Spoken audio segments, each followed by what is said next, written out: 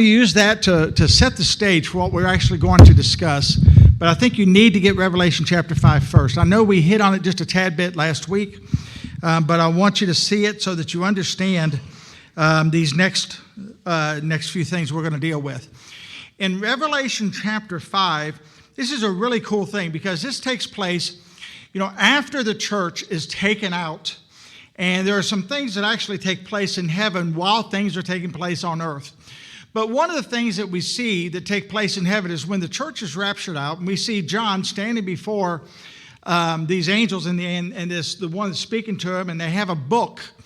And it says in this book that's sealed that there's not anyone that's worthy to open this book. Revelation chapter 5 talks about this, and I want to make sure that you kind of get a picture of this. He says, picking up verse 1, I saw on the right hand of him that sat on the throne a book. And he says it's written within and on the backside, sealed with 7 seals.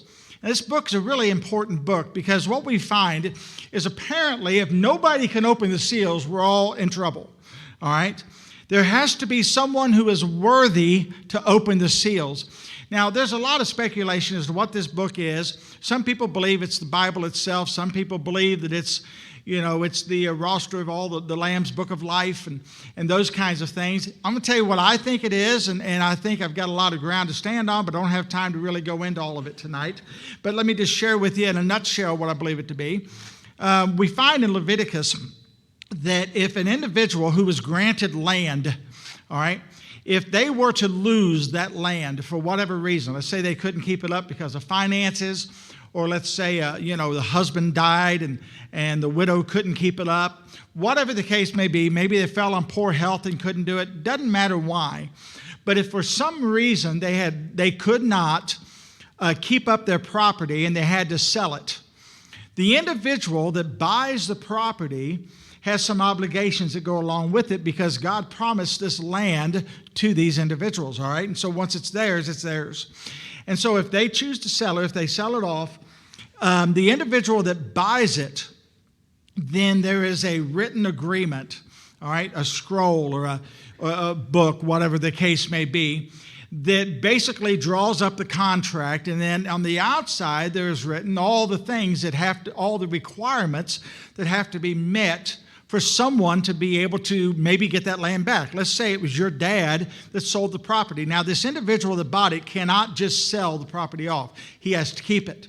If he sells the property off, he can only sell it back to the original landowner or his heirs.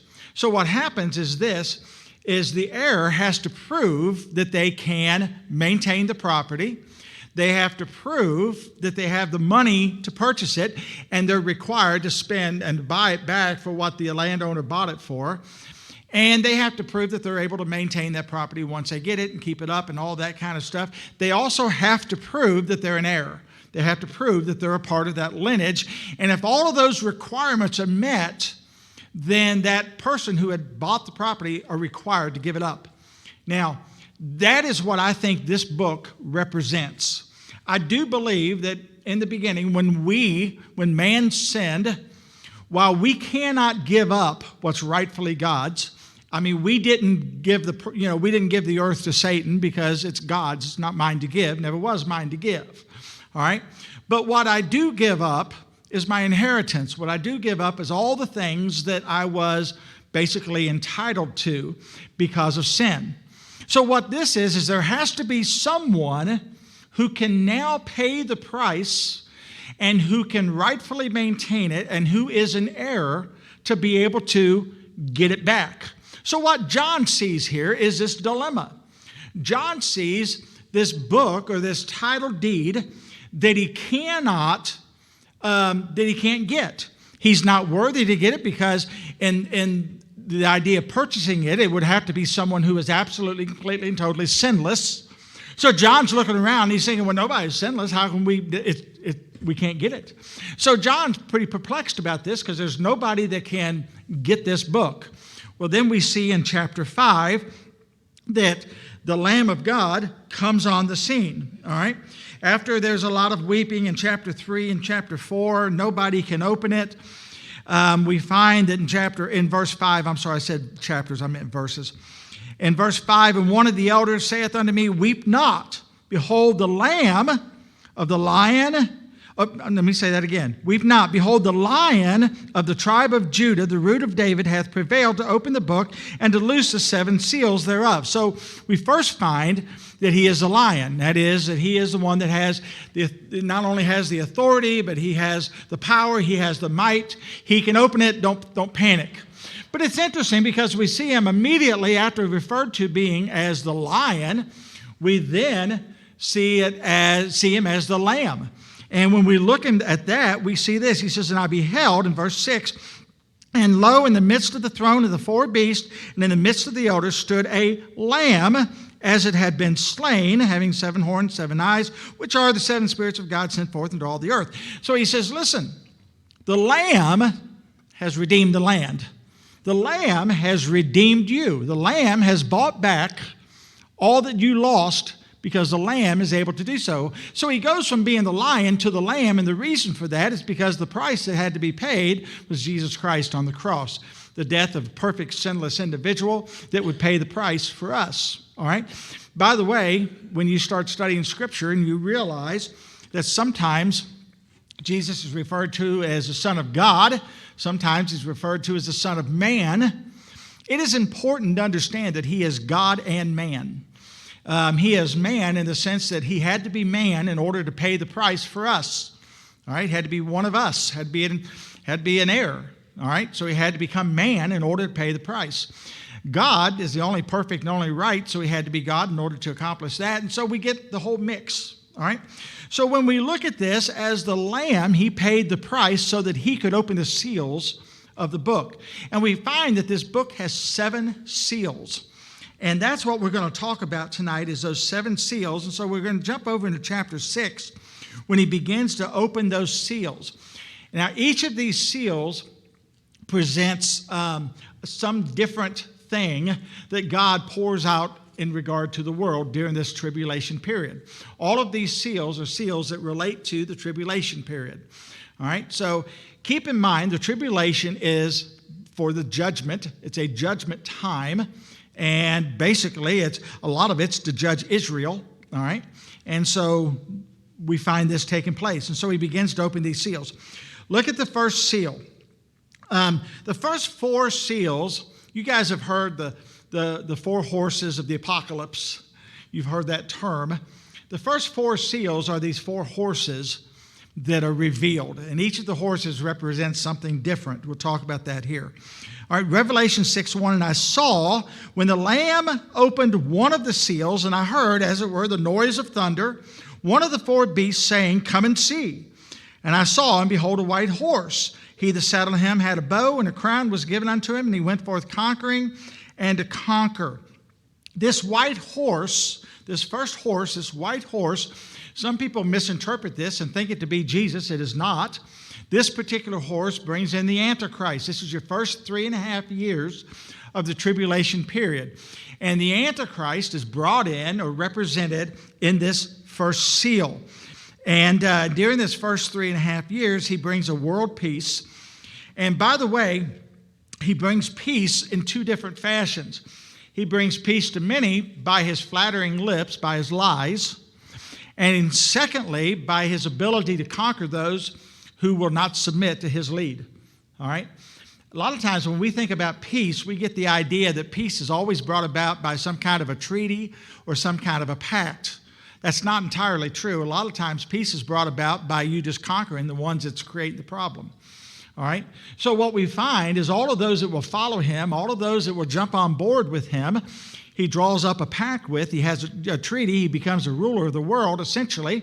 But those nations that say, oh, no, we're not buying into this. He just takes all of those other nations that's under his control, and he goes out and whoops up on them, conquers them, and forces them to fall under his command. So what we find is he has control.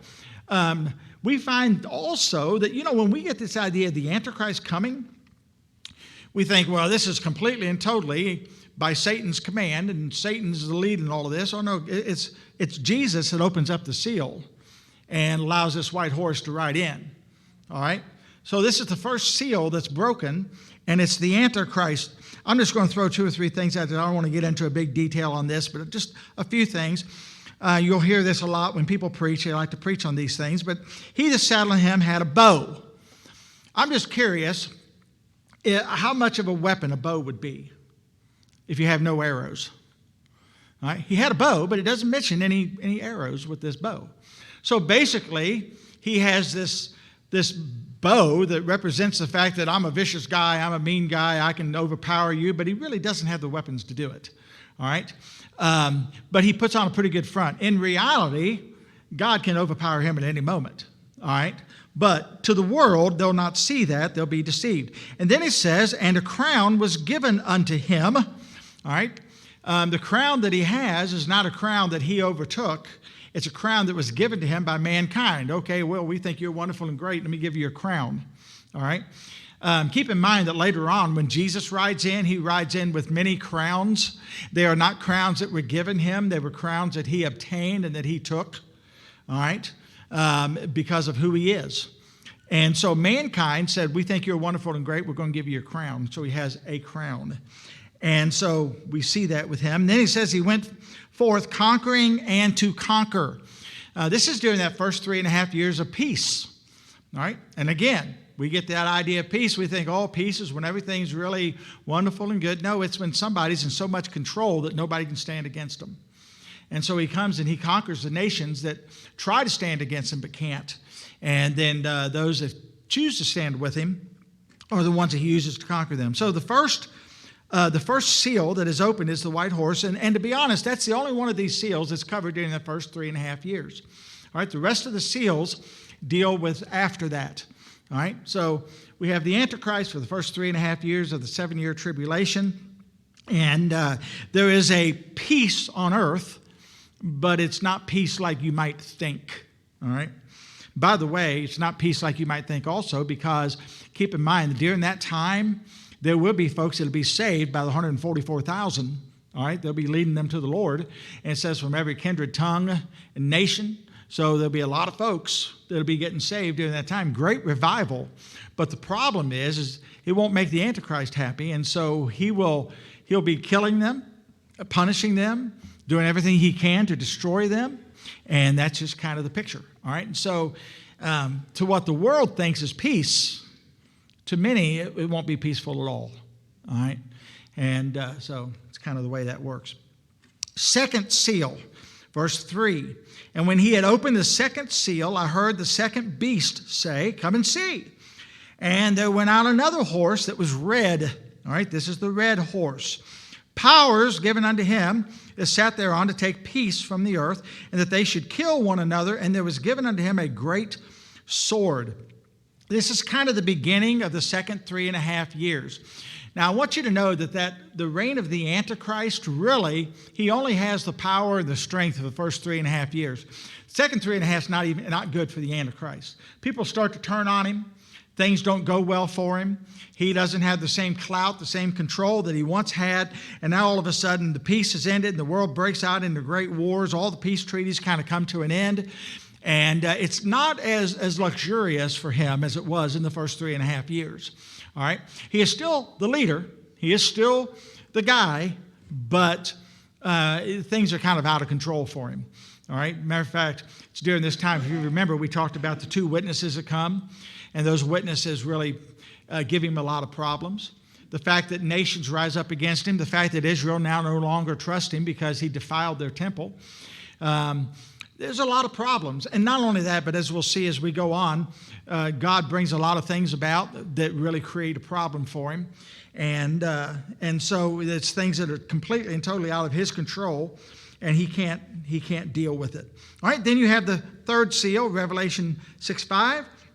When he had opened the third seal, I heard the third beast say, come and see, and beheld, and lo, a black horse. And he that sat on him had a pair of balances in his hand. I heard a voice in the midst of the 4 beasts say, a measure of wheat for a penny, 3 measures of barley for a penny, and see thou hurt not the oil and the wine. A time of poverty, a time of famine. By the way, when you see penny in Scripture, it typically refers to a day's wage. So it's the idea that for a whole day's wage, you might be able to buy enough food to keep you from starving for a whole day's wage. So you work all day to get a loaf of bread or to get a morsel of bread or whatever it might be in order to feed you. And so it's a time where they're in poverty. There's a famine that strikes the entire world, and this is under the black horse. Anytime, by the way, anytime that you have a time of peace and then all of a sudden war breaks out and that peace is broken, man, you run into a time where it just seems like you always, have that time of poverty or that time where things are tough to get along. And I mean, that happened in the United States, after each of the wars and that kind of thing. It's always a time where it's just tough for a little while until you can get back on your feet. Well, the problem is this one doesn't get back on the feet. All right. It's a time where things fall apart on them and it just crashes and he's out of control. So what happens is the financial world, the food supply, security, all of those things crumble. And it can't survive by any other means, other than Christ revive it or do something with it. And so the world just falls completely apart. By the way, it's been like that forever. Anytime the liberal people, and I say liberal in the sense of those who reject Christ, those who are wicked, those who are evil, those who want nothing to do with anything that is godly, any place you find where they are in rule, where they are in charge, they are a despot, let's say, over some nation, some third world country, you will find famine in the land. The leaders may have a lot of wealth, but you will find famine in the land, and the people do not fare well. And not only that, but they're not cared for, they have nothing. And it's awful. It's worse than a caste system. It is so poor, so bad that the people literally starve to death and nobody cares. If you remember, you don't have to go back too far, but Saddam Hussein. And if you remember when he was captured, when all that went down, when they began to examine the things that we had no idea of, people were really devastated. People were hurting. He had driven their country into ruins, and it's like that. It's like that in Cuba. It was like that in lots of different lands and lots of different places where their rulers and their leaders don't care about the people. Well, it may seem like they're at peace because they have a one-nation religion. They have a one-nation type of rule. It's a socialistic government, and it seems like, well, it's pretty peaceful among themselves. However, people were dying left and right because they had nothing. They were poverty-stricken. But that's what happens with that kind of a rule. And so that's what it will be during that time. So for the first 3.5 years, everybody think everything's wonderful and great because they want to see the Christians killed. They want to see them out of their way. They want to see all of those kinds of things happen. They want the world to be one. That's what they ask for. That's what they desire. That's what they want. And then all of a sudden, when things begin to collapse and nations come against nations, they begin to realize, this is a problem. And people are dying as a result of it. Then you have the pale horse. This is a horrible one, and this is the one that really devastates them more than any. Revelation 6:7, and when he had opened the fourth seal, I heard the voice of the fourth beast say, "Come and see." I looked, and behold, a pale horse. His name sat on him was Death, and hell followed with him. Power was given unto them over the fourth part of the earth, to kill with sword, with hunger, and with death, and with beasts of the earth. Now, I want you to think about this. A fourth of the world, not a fourth of America, a fourth of the world will die under the pale horse. When he opens that fourth seal, he's saying that as a result of some of the things that previously had happened, the war of the red horse, poverty and famine of the black horse, and also just the idea that he's now, all of those things are going to bring death. And he even adds something here that I think is pretty awesome. And beasts of the earth, people will be mauled by animals. It's like, seriously? People are going to be mauled by animals.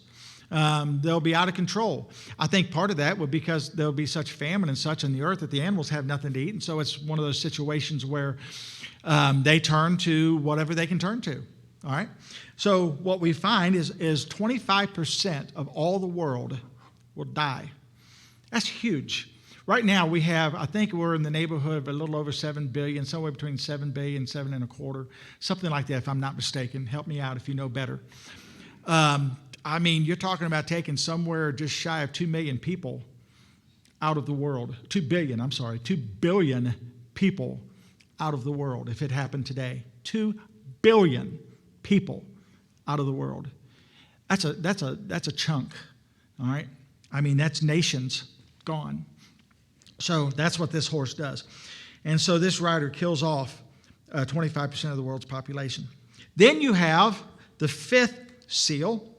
He says in verse 9, when he had opened the fifth seal, and I want you to listen to this one carefully, because this is where saints really began to get persecuted. These 144,000 specifically are put to death, they're killed, they're wiped out. When he opened the fifth seal, I saw under the altar the souls of them that were slain for the word of God, for the testimony which they held. It says, and when they cried with a loud voice, saying, how long, O Lord, holy and true, dost thou judge and avenge our blood on them that dwell on the earth? White robes were given unto every one of them, and it was said of them, they should rest for a little season, till the fellow servants also and their brethren should be killed as they were, should be fulfilled. So all of those that had died, say during the first 3.5, and even this portion of the second 3.5, there are still some that are alive. They're still sharing the gospel. But he says, listen, they're saying, how long will it be before you avenge us? God say, it's coming. It's coming. I'm opening these seals. It's coming. I'm pouring judgment out in the world. It's coming. Just killed 25,000 or 25% of the population. It's coming. But in the meantime, let me clean you up, put some robes on you, and we're gonna call you home. We're gonna call you in once all of y'all have died in this tribulation period.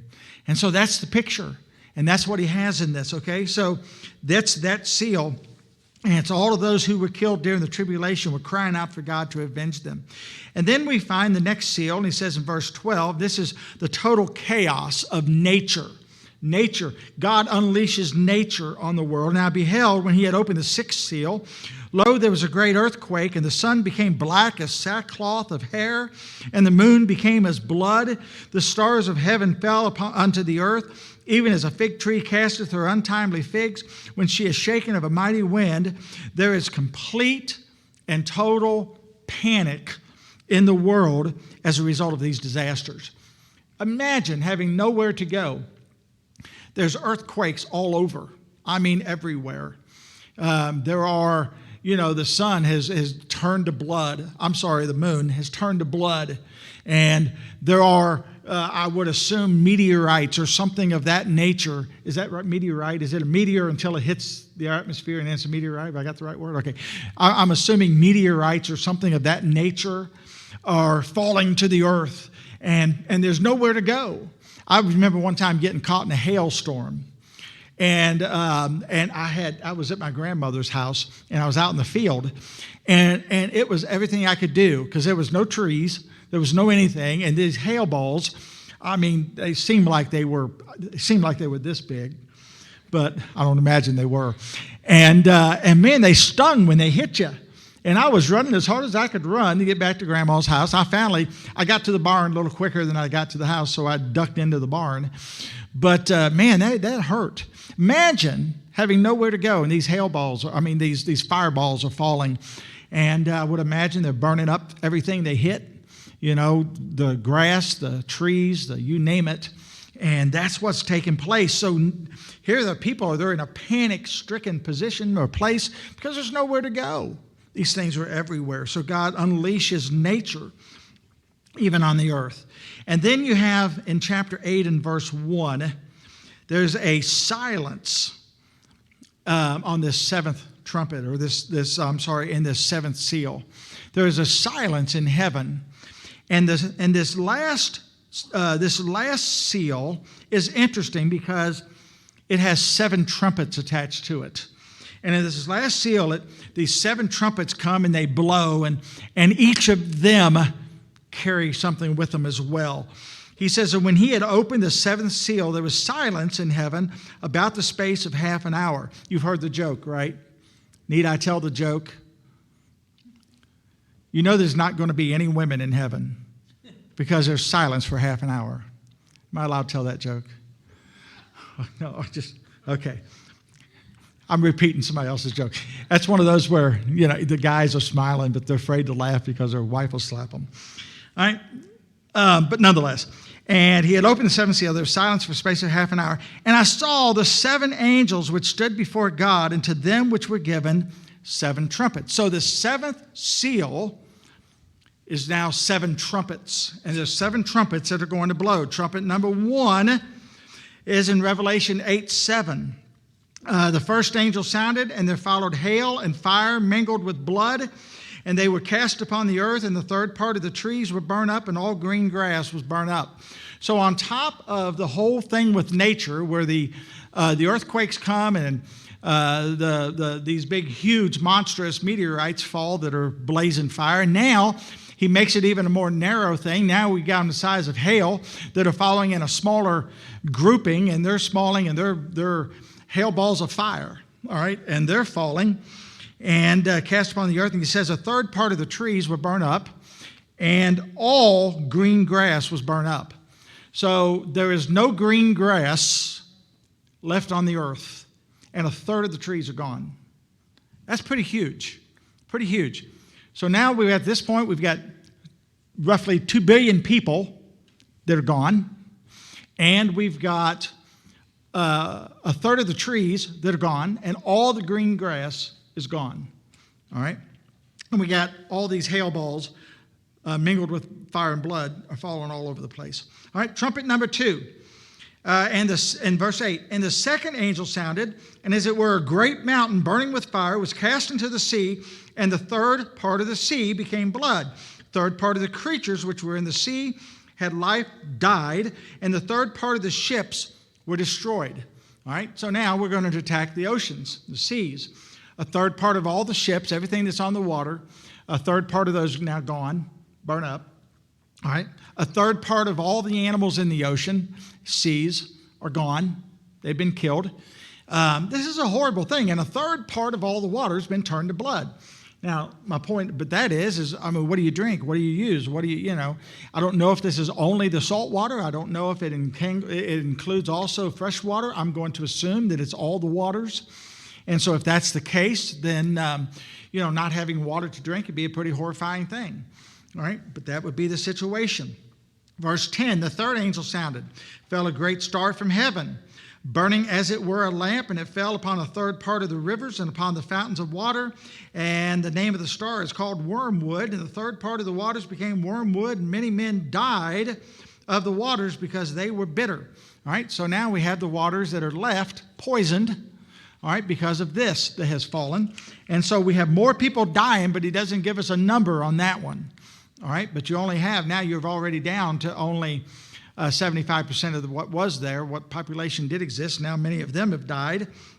All right, and then the fourth angel in verse 12 sounded, and the third part of the sun was smitten, the third part of the moon, the third part of the stars, and so as the third part of them were darkened, and the day, no wonder I can't read it, it's way down there.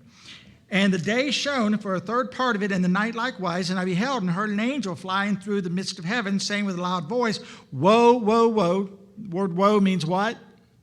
Don't mean stop. Judgment. All right, judgment.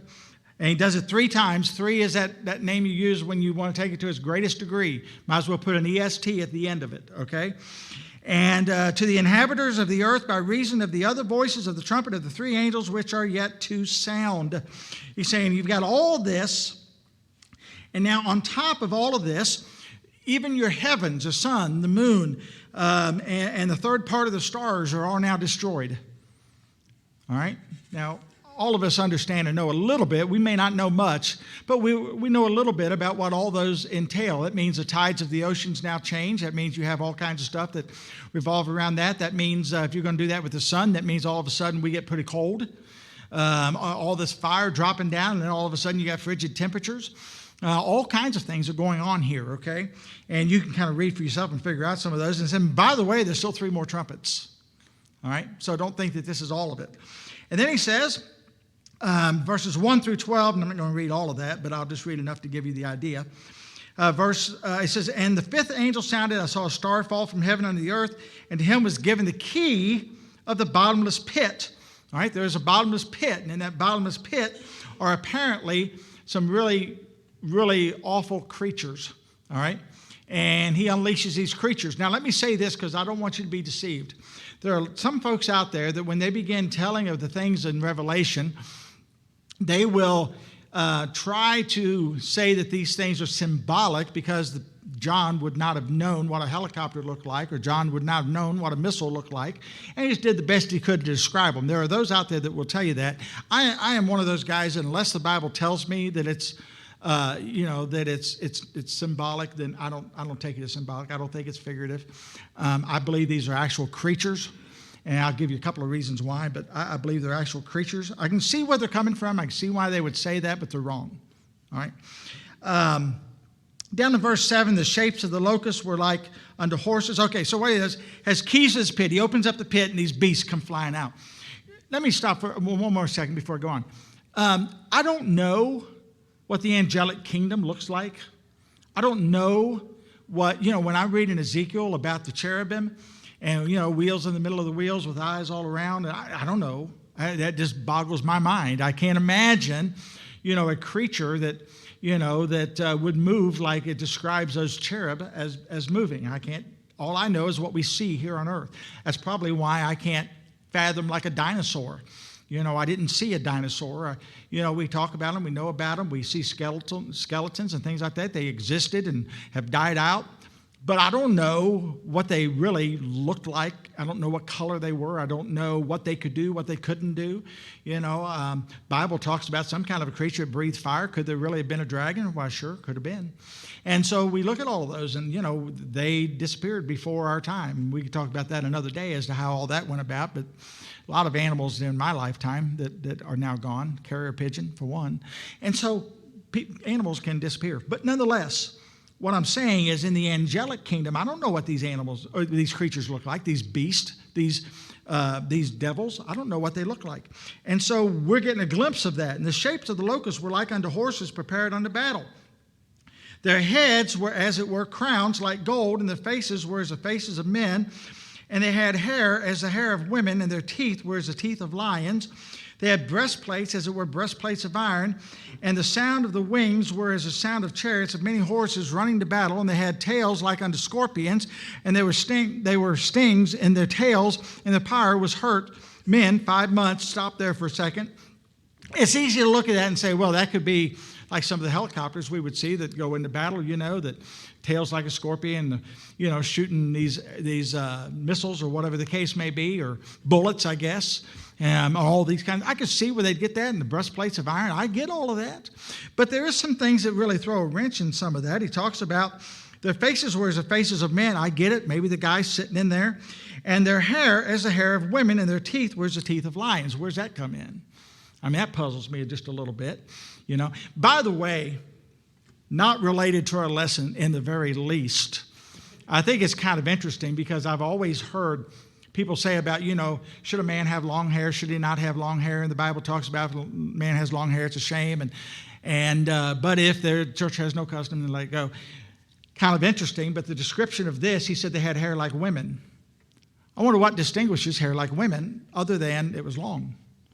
I just think that's an interesting comment. I just think that's an interesting thought. The Bible does talk about such things. So who is to say that, that distinguishes between a man and a woman? The Bible does. It says right there they had hair like women.